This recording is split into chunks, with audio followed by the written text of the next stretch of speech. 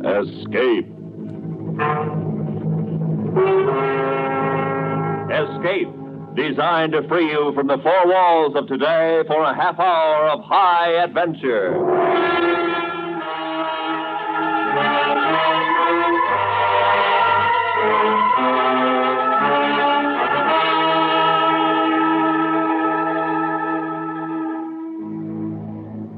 You are flying lost and alone over the empty wastes of the Pacific, while the fury of a typhoon is tearing your plane to pieces, and on a desolate island ahead of you awaits the strangest adventure in the knowledge of man. Listen now as Escape brings you Nelson Bond's famous story, Conqueror's Isle.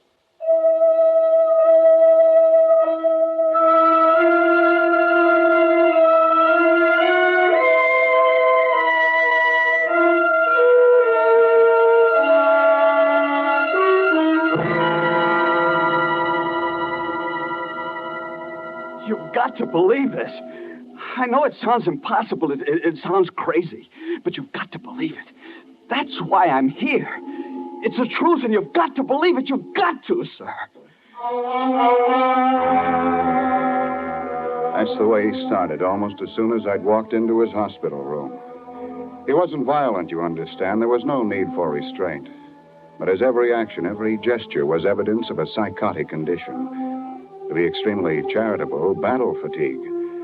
It was an odd case. I was already well acquainted, of course, with the history. Graduate of Annapolis, lieutenant in the Fleet Air Arm, excellent record, citations for bravery, and so forth. Toward the end of the war, he and his bomber crew disappeared over the South China Sea. Search failed to turn them up. They were, of course, presumed to be lost. Then a month ago, almost 7 years later, Lieutenant Brady was found by a Brazilian freighter, alone, drifting, and nearly dead in a tiny life raft. Curiously enough, his position was not far from that last reported by his radio operator 7 years earlier. And when he was asked where he had been, he gave a story so fantastic, so completely unbelievable. It's the truth, and you've got to believe it. You've got to, sir. At ease, Lieutenant. I'm sorry, sir. I'm here to consult with you as a physician, not ordering you anything. Suppose we forget the braid while you tell me about it. Yes, sir. Where should I begin? Well, it's your story. You know what it is you want me to believe. Somebody's got to do something, Doctor. It's getting later, and every day that passes, they grow stronger. I've got to make people understand. I've got to make you understand. At the beginning? Suppose you start with that last flight at the end of the war. Yes, sir. I get a... Well, it was this way. We'd finished our mission, and we were starting for home.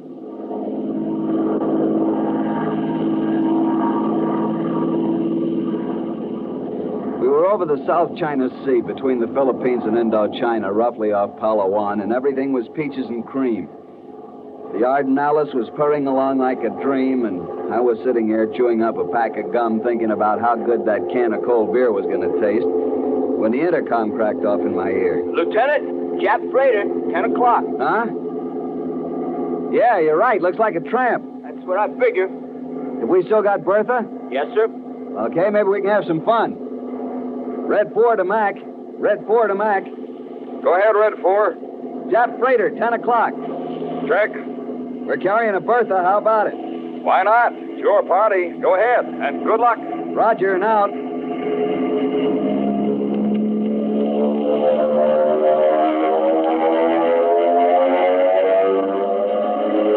It's as easy as hitting a sitting duck. A long dive.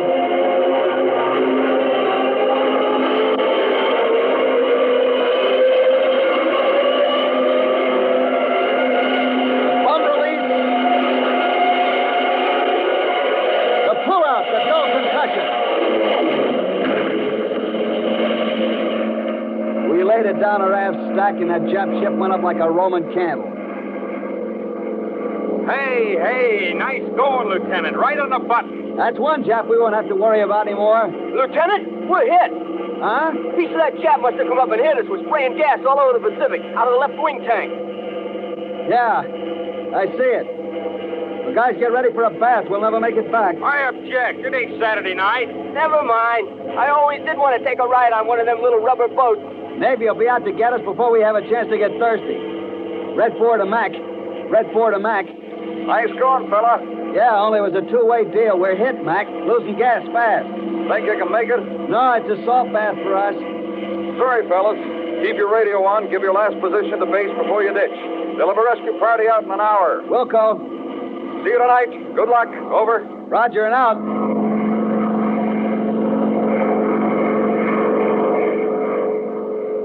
See, there was nothing to it. Happened every day.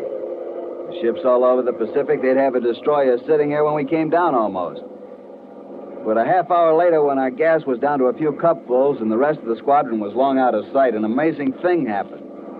1 minute, the sky was clear and cloudless. The next minute, we were surrounded by thunderheads and a typhoon hit us. Holy cow, Lieutenant. Where'd this come from? I don't know, but it's a Lulu. Fasten your safety belt. There's no telling what this will do to us.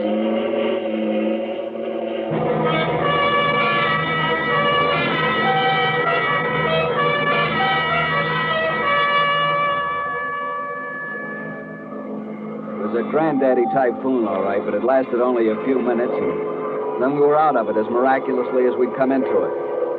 And then something else happened. I guess we all saw it about the same time. Well, what do you know?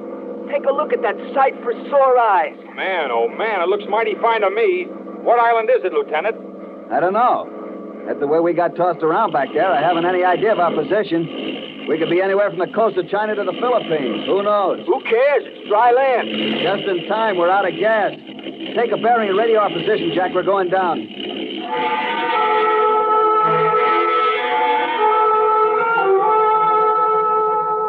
We landed safely on a little strip of sandy beach, and only after we climbed out of the plane did we begin to have any misgivings.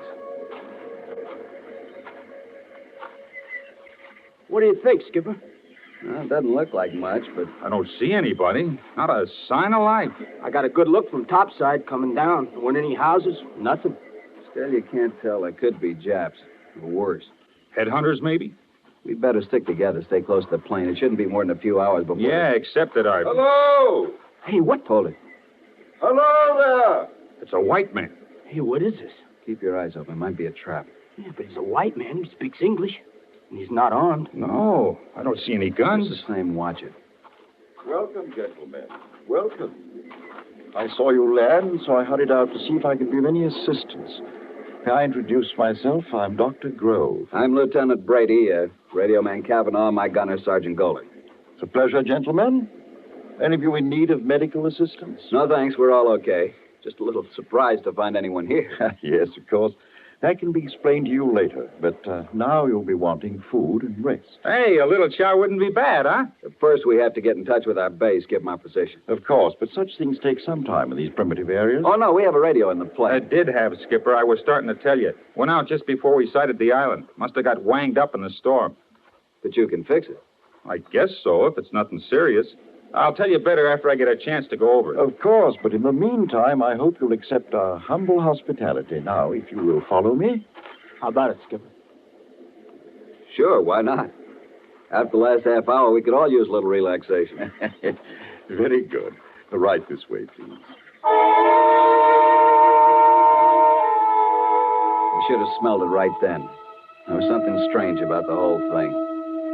There were a lot of questions in my mind, but I didn't ask them. Instead, we walked down the jungle path behind Dr. Grove like lambs to the slaughter. Tom Goller must have had the same misgivings because he whispered in my ear. I don't get it, Skipper. Don't get what, Tom? Where's this guy come from? Where does he hang out? When we were coming in, I took a good look at this island. There were no houses, no nothing. I don't know. I guess we'll find out soon enough. Yeah. Holy cow! Will you look at that? The rock.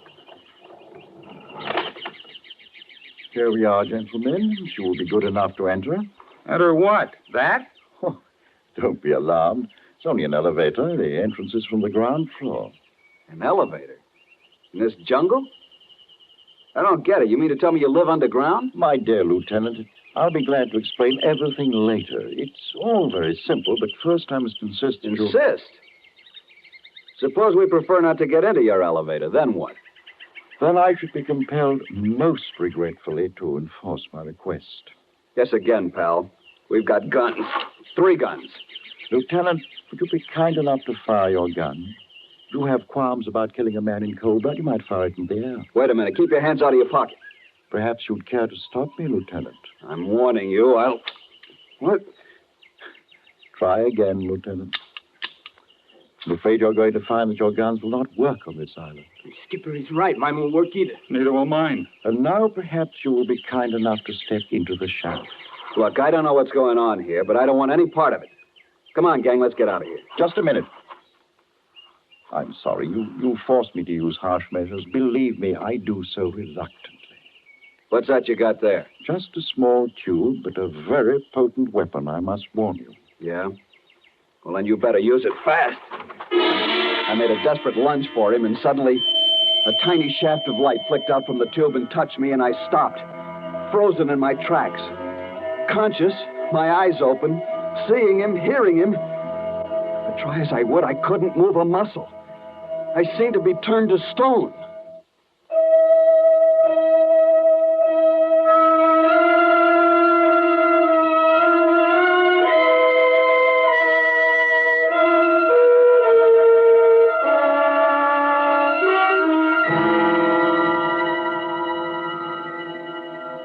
I was paralyzed, you understand, completely paralyzed, Dr. Gorham. I had all my senses. I could see and hear and feel, but I couldn't move a muscle, not even turn my eyes. And you say this happened because of some kind of light beam? Well, not exactly a beam, perhaps not exactly a light, just a kind of radiance. And then? Then some other men came out of the elevator. They picked us up and carried us. I could feel their hands very softly, as if they were far away from my body, as if there were layers of rubber between them and me. And I could hear Dr. Grove talking. Place them in the shaft. See him bending over me into my line of vision. I'm sorry, Lieutenant. I sincerely regret having to inconvenience you. But you see, just as we have the means of hampering your primitive mechanical devices, your guns, your radio, so do we have the means to enforce our requests. Requests which are, I assure you, they're only reasonable and necessary under the circumstances. Very well. Take us down.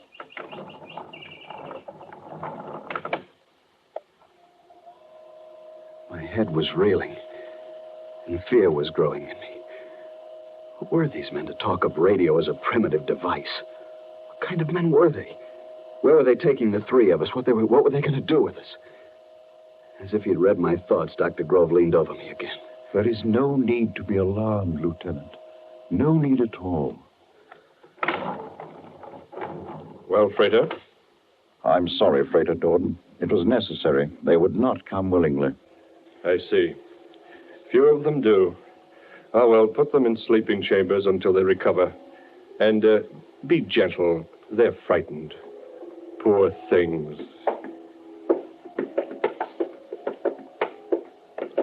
Poor things. Poor things, he'd said. Not as if we were human beings at all, but animals. Some weak, dumb animals with whom they must be gentle.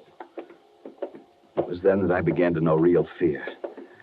We were in a great underground city, but I could see little of it.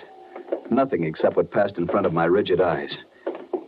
And then I was carried into a room, deposited upon a soft couch and left alone. I couldn't close my eyes, but gradually the light began to fade, melt away. I was in deep blackness, and I slept.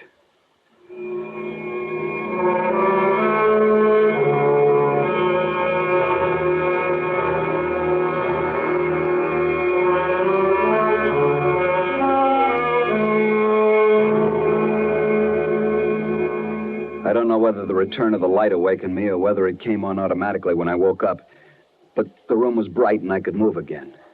The room was a small cell with metal walls and ceiling, a kind of metal I'd never seen before. There was a couch, a desk, and a chair, nothing else. But the really amazing thing was the light. I searched the entire room carefully, but there were no fixtures, no indirect lighting arrangements. The light came out of the walls, the ceiling, the floor, evenly, filling the room, casting no shadows. Suddenly, I wanted to see Kavanaugh and Goler. I yelled at the top of my lungs. Kavanaugh! Goler! Kavanaugh! Goler! But the wall simply absorbed the sound into utter silence. I thought for a moment I was going mad. I heard someone's voice shouting, and I was surprised to find it was mine. Was I to be left here to die? Would no one ever hear my calls? I went to the door, banged on it. Let me out! Let me out! Let me out! And as I leaned there with fear cold in my stomach, I heard a faint sound of footstep behind me. I whirled around just in time to see Dr. Grove stepping through the wall. You said he stepped through the wall, Lieutenant? Of course you mean through the door. Through the wall. Through the wall, sir. The door was in front of me. But Dr. Grove stepped into my cell through the solid metal wall. You realize that what you are saying is impossible. To us it is. To them, nothing is impossible. Nothing. That's why we've got to do something now before it's too late. You must believe me, sir. This is man's last chance, all of us. We'll see. Perhaps you'd better go on. This Dr. Grove stepped through the wall. Yes. Dr. Grove stepped into my cell through the wall, and at the sight of him, my panic ended. For some reason, he gave me a sense of peace. Perhaps it was awe. I don't know. And we talked not as man to man, but as man to a lesser creature. You must not be frightened. You don't understand how I passed through the wall, which to you seemed solid, and not understanding you feared. Yet, there's nothing supernatural or fearful about what I did. Any of us can do it. We simply make a necessary mental adjustment and walk where we will. It's an ability as basic to us as breathing to a person like you. What kind of men are you? You know the facts of evolution. You know how man has progressed through various stages from primitive savagery. Well, obviously, this process can and will continue. To suppose that evolution of man is complete with you is a mistake of conceit. You mean you are the next stage? Exactly. We are the next stage, infinitely superior to our parents and to our fellow men. Your most difficult physics and mathematics are our ABCs. Our studies far beyond your understanding. Are there many of you? Oh, very many. You see, the process has been going on for many years. Hundreds, thousands more come here to us every year from all over the world, where we need isolation to study, learn, build, and prepare ourselves. Prepare for what? For the task ahead. Obviously, when we're ready, when we are numerous enough to fill all the necessary positions, our superior intelligence must shape a new world. Take over the world? Obviously. And you'll destroy man? How little you understand us. Do you destroy the animals of the field because they're not your intellectual peers? Our obligation is to keep and to protect you, to act as your friendly guardians in a world which will be strange to you and frightening, as my walking through the wall was frightening to you. Yes, I see. What do you plan to do with us, then? Oh, rather say, what does nature plan to do? And the answer to that, well, that lies in history. What became of the anthropoids and the cavemen? They died out. Civilization passed them by. They fell before the onrush of higher forms of life. Even so. Even so. But I give you our pledge that we will be kind. We will be kind.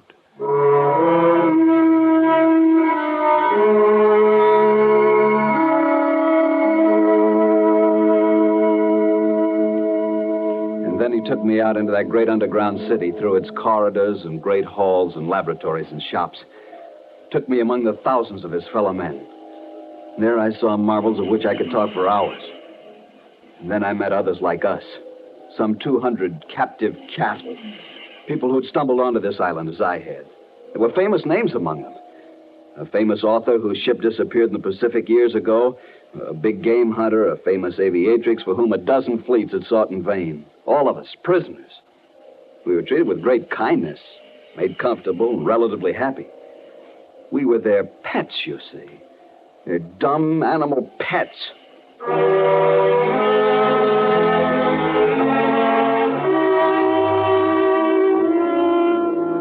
For over 7 years, I stayed there. After a while, I ceased to struggle, even in my mind. I was defeated. And so I succumbed to the peaceful, bucolic existence that was my fate. At least that's what I thought. And then came that last day. Dr. Grove had made me his special pet. I was allowed to follow him about at his work, to talk to him at length. And on this day, he confided in me even more than usual. Well, Lieutenant, it's been a pleasant day. Yes, Doctor. You know, I shall miss having you with me when I'm gone. Gone? You're going away, sir? Oh, yes, very soon. But where? Out into the world, where you once lived. Why? Oh, there are many, very many of us there already. In strategic places, of course. An important politician here, an industrial magnate there, a famous author whose words are gospel to his readers. I will have my place, an important one. But I didn't know. Then it's already begun, this taking over. Oh, yes, definitely. The hour is close at hand. And then all of us, the whole world. Lieutenant, you know us now. You know that we will be kind. Kind. Yes, kind.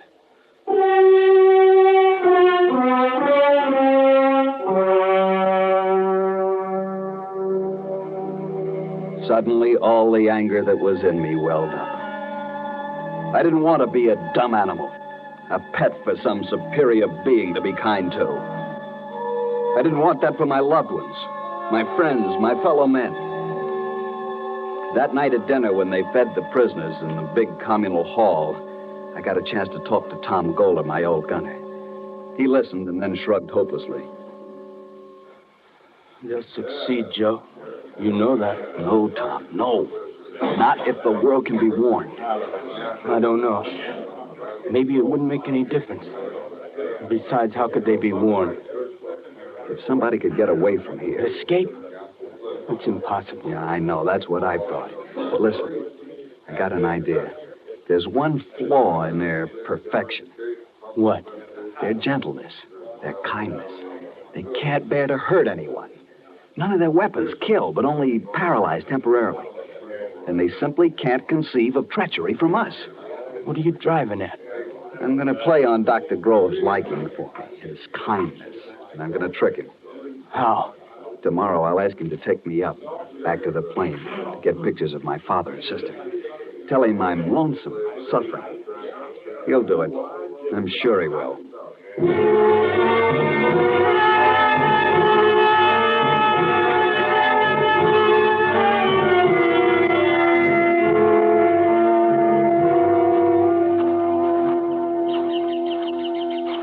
It's kind of you, Dr. Grove, to do this for me. Not at all, Lieutenant. I understand your feeling, but... With you leaving, I'd have no one close.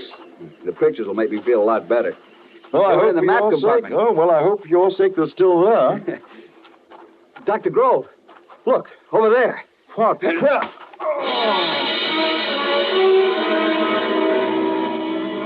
hope I didn't kill him. He had been kind, but I hit him hard.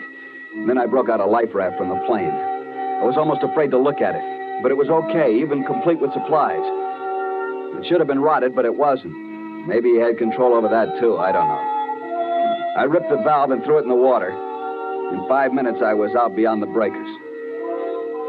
I don't know how many days or weeks it was before they picked me up, but it was a long time. And I was more dead than alive.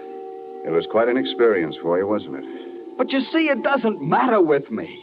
It's the other... You don't believe me either, do you? Well, Lieutenant, I'm glad now I heard your story. I'll make a report to my superiors. Please be patient and try not to worry.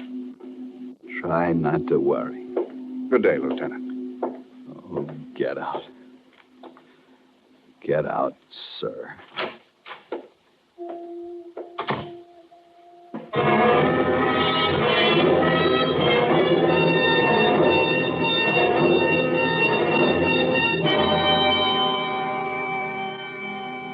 Commander saw him. You talked to him. What's the verdict? What do you think? Clear case of persecution mania. An amazing form. I never heard a tale more complete and logical. Yes, I know what you mean. Do what you can for him. I'm afraid he's going to be here for a long time. Perhaps for as long as he lives. Turned loose, he might be dangerous. That's too bad. Nice boy, too. Floating 4 weeks on a life raft. That sometimes does things to a man's mind. Well, Doctor, how about lunch? No, thanks. I've got to run along. I have to turn in my report and recommendation on this case. Yeah, of course. See you later. I watched the man disappear down the hall. I stood there for a moment, lost in thought, seeing the face of that boy in there. It was hard to know how best to be kind to a boy like that. But I roused myself. I had much to do, so much. And if I went down through the lobby of the hospital, some fool would surely delay me, get me into a long-winded discussion. And there was nothing to discuss anymore. My report on the Brady case was closed. There'd be no more trouble from that source. And now there was no one in sight in the corridor. I wanted to get out of this place. So I turned and walked quietly through the wall.